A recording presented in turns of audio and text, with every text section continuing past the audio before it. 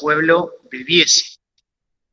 Y altercó el pueblo con Moisés y dijeron: danos agua que bebamos. Y Moisés les dijo: ¿por qué altercáis conmigo? ¿Por qué tentáis a Jehová? Así que el pueblo tuvo allí sed de agua y murmuró contra Moisés y dijo: ¿por qué nos hiciste subir de Egipto para matarnos de sed a nosotros y a nuestros hijos y a nuestros ganados? Entonces clamó Moisés a Jehová diciendo: ¿qué haré con este pueblo? De aquí a un poco me apedrearán. Y Jehová dijo a Moisés: pasa delante del pueblo y toma contigo de los ancianos de Israel, y toma también en tu mano tu vara con que heriste el río, y ve. He aquí que yo estoy delante de ti allí sobre la peña en Horeb, y herirás la peña, y saldrán de ella aguas, y beberá el pueblo. Y Moisés lo hizo así en presencia de los ancianos de Israel. Y llamó el nombre de aquel lugar Masa y Meriba, por la rencilla de los hijos de Israel, y porque tentaron a Jehová, diciendo: ¿está pues Jehová entre nosotros o no? Bueno, que el Señor bendiga la palabra. Este pasaje lo estuve leyendo hace algunas semanas y bueno, realmente siempre hay enseñanzas que sacar. Siempre el Señor con pasajes conocidos nos habla al corazón. Un pasaje, una circunstancia para nuestra alma significa una cosa, y el mismo pasaje en otra circunstancia significa otra, o no sé, de otra palabra de parte del Señor. Pero acá vemos al pueblo en una de las tantas ocasiones donde hablaban contra el Señor, lo tentaban. Por eso Moisés le dice: ¿por qué tentáis a Jehová? Pero habían partido de un desierto, el desierto de Sin, nos dice en Números 33, donde relata todas las jornadas o estadios donde el pueblo de Israel estuvo, que entre el desierto de Sin y Refidim había 2 jornadas más. Probablemente no se relate ningún acontecimiento en esas 2 porque no haya sucedido nada relevante, ¿no? Pero nos dice que partieron al mandato de Jehová y asentaron campo en un lugar donde no había agua para que el pueblo bebiese. Sabemos que un cuerpo puede aguantar más tiempo sin comer del que puede aguantar sin beber agua, por lo cual esto era una necesidad real, una necesidad fuerte, digamos, algo que podía llegar a poner en riesgo la vida de ellos, como dice acá en su pregunta, a ellos, a sus hijos y a todo el ganado que llevaban consigo. Pero lo habían hecho al mandato de Jehová. Entonces, ya aquí tenemos una enseñanza, que a veces el Señor nos lleva a lugares por su voluntad de necesidad, lugares donde hemos de pasar necesidad, lugares donde hemos de pasar pruebas, que realmente a veces me puede llegar a molestar o a enojar si no lo razono de la forma que el Señor quiere que yo lo piense, pero más que un razonamiento tiene que ser una interpretación espiritual de la situación. Obviamente el pueblo pensaba muy mal de esto, por eso altercó con Moisés, murmuró contra Moisés, tentó a Jehová y lo acusaba de querer matar de sed, no esta sola vez, sino sucedió en varias ocasiones. Una incredulidad total, y yo pensaba, qué importante es para mí que pueda diagnosticar la situación en la cual me puedo llegar a encontrar, una situación incómoda. Qué importante que es, porque si no analizo las cosas espiritualmente, en la necesidad, que sabemos que a veces se dice, ¿no?, los zapatos aprietan, y mucho, en esta situación era de vida o muerte. Si yo no lo analizo espiritualmente, saco conclusiones equivocadas, por completo equivocadas. Y la incredulidad es el gran mal, ¿no? Nos dice la palabra que por fe andamos, no por vista, y todo lo que no es de fe es pecado, dice la palabra. Y el Señor también nos lleva a vivir una vida espiritual, mucho más allá de lo que nuestros sentidos pueden ver. Y si hablamos de sentidos, esta generación había visto cosas que ninguno de nosotros ha visto. Por ejemplo, cómo se dividió el mar en dos y pasó todo el pueblo en seco. Cómo vieron ellos a sus espaldas cerrarse la mar y a su enemigo hundirse como plomo al fondo, ¿no? Pero no se trata de la vista, no se trata de la vista. Se trata de confiar en el Señor. Y quizá hoy yo también me encuentro en prueba o me encuentro en necesidad.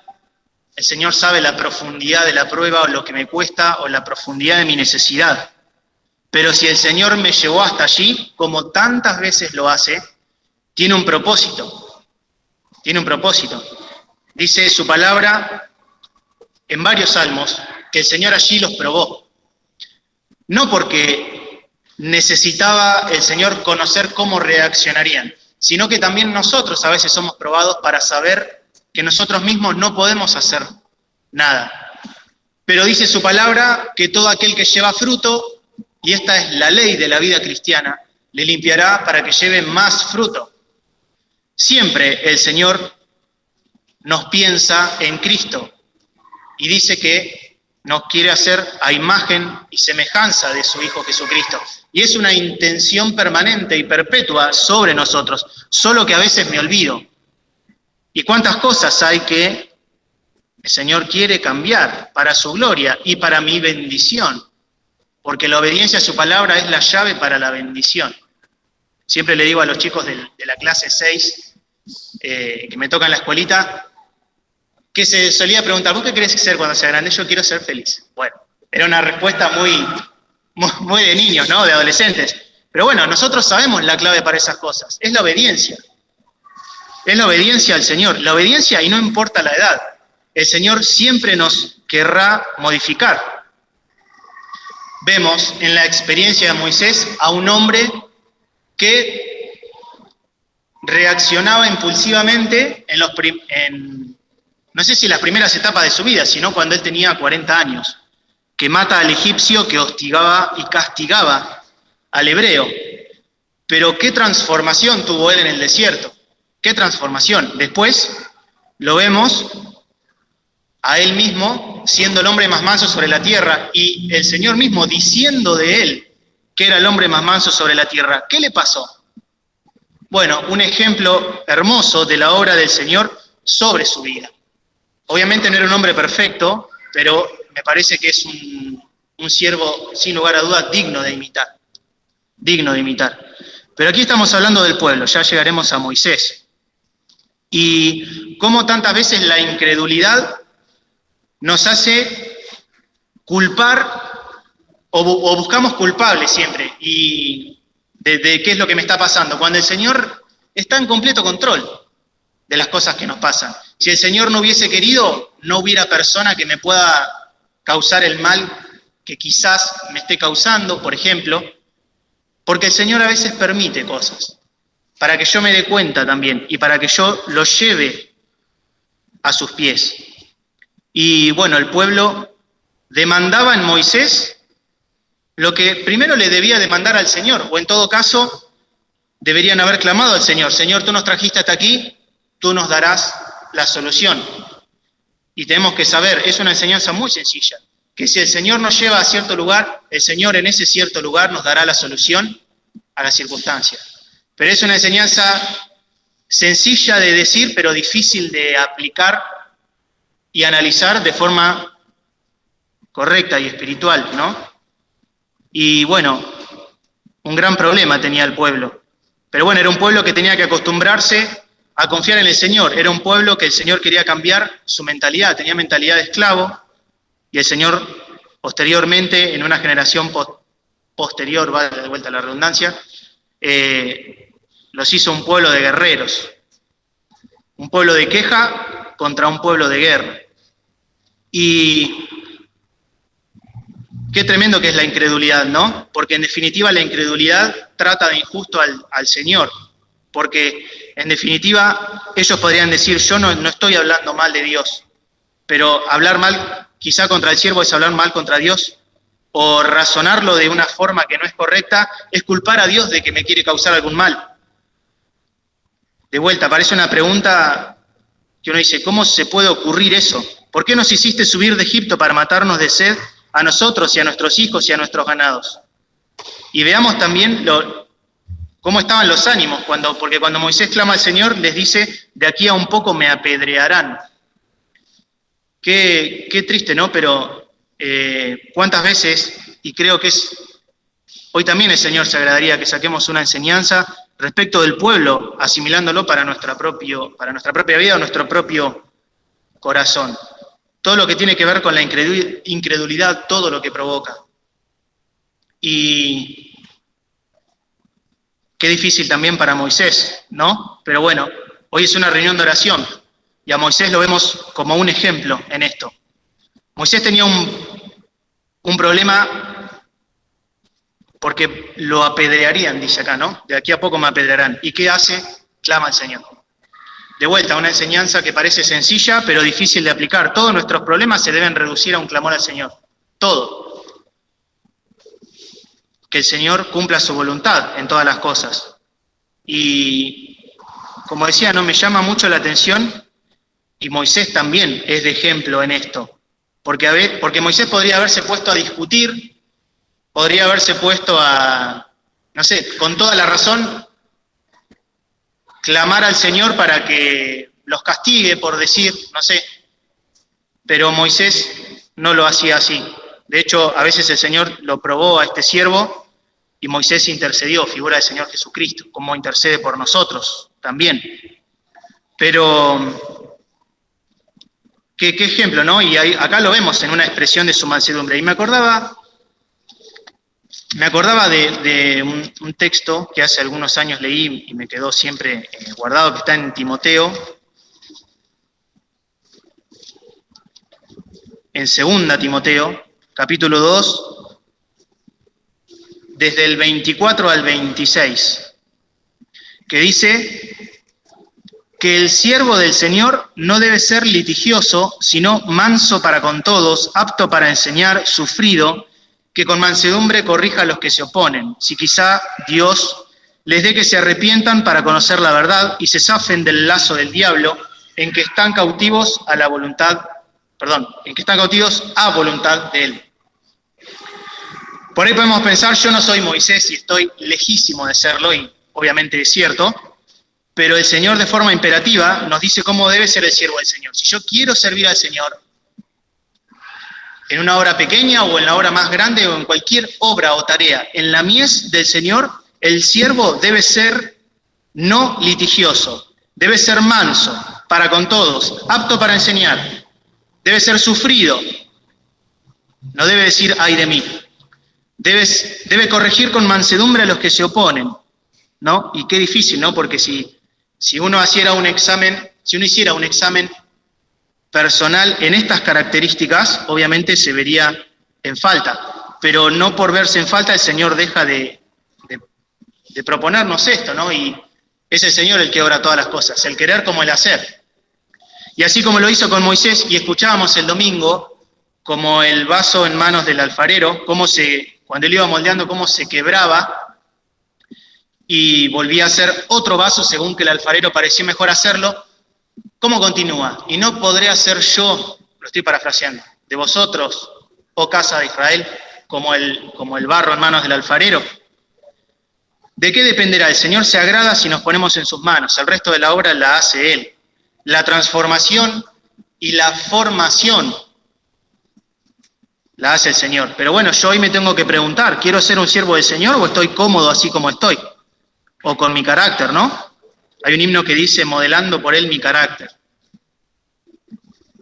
Directamente, el amor que le tengo al Señor se corresponde con lo que yo dejo que Él obre en mí. Y bueno, así era Moisés. Ante la prueba, ante la dificultad, ante el peligro inminente de una multitud, no se ponía a discutir, no se ponía a clamar al Señor. ¿Y qué hizo el Señor? Para terminar, le dio la solución. Pasa delante del pueblo y toma contigo de los ancianos de Israel. Moisés no estaba solo, tenía ancianos que lo acompañaban. Y toma también en tu mano tu vara. conqueriste el río y ve. Uno podría decir, ¿por qué lo hizo tomar la vara? Bueno, el Señor tiene medios para ejecutar su obra, pero el medio por sí solo no sirve para nada. Moisés podría haber tomado la vara e ir a herir la peña, pero si el Señor no estaba sobre la peña, no sucedería nada. El mecanismo o el medio que se utiliza para hacer la obra del Señor no es mayor al Señor mismo. Si el Señor no está conforme a ese medio, no tiene nada que ver, ¿no? Es algo que no sirve. Pero habrá sido de confianza también para Moisés, porque con esa misma vara tantas obras había hecho, ¿no? Por ejemplo, cuando fue a mostrarle al faraón las señales, una de ellas que tiraba y se convertía en serpiente. Pero, versículo 6, y quisiera que también nos quedemos con esto. ¿Qué le dijo el Señor ante el clamor? He aquí, yo estoy delante de ti. Preciosa palabra también, tantas veces lo hemos escuchado. Yo estoy delante de ti. Y si el Señor va delante mío, ya no hay nada que me pueda amedrentar, ya no hay nada que no se pueda hacer, porque si el Señor va adelante, dice su palabra, y tantas veces por Él lo compartimos en cumpleaños o en otras ocasiones, todo lo puedo en Cristo que me fortalece. Y vuelvo a repetir, porque es muy precioso de leerlo. He aquí, yo estoy delante de ti. Si estoy en alguna dificultad o alguna prueba que me molesta, alguna necesidad fuerte, difícil, imposible de cumplir, quizá tenga que ver con algún hermano o con la congregación o con lo que sea, clamar al Señor. Y el Señor dará la solución, como pasó aquí. O si estoy en otro tipo de prueba, que el Señor me llevó y yo no quería ir, y quizá miro con nostalgia tiempos pasados donde las cosas eran por ahí más fáciles, que acá el pueblo estaba pecando en eso, ¿no? Porque miraba con cariño a Egipto. El Señor dice, yo estoy delante de ti. Y le marcó el horizonte, porque dice, yo estoy delante de ti, allí sobre la peña en Horeb, y dirás la peña y saldrán de ella aguas y beberá el pueblo.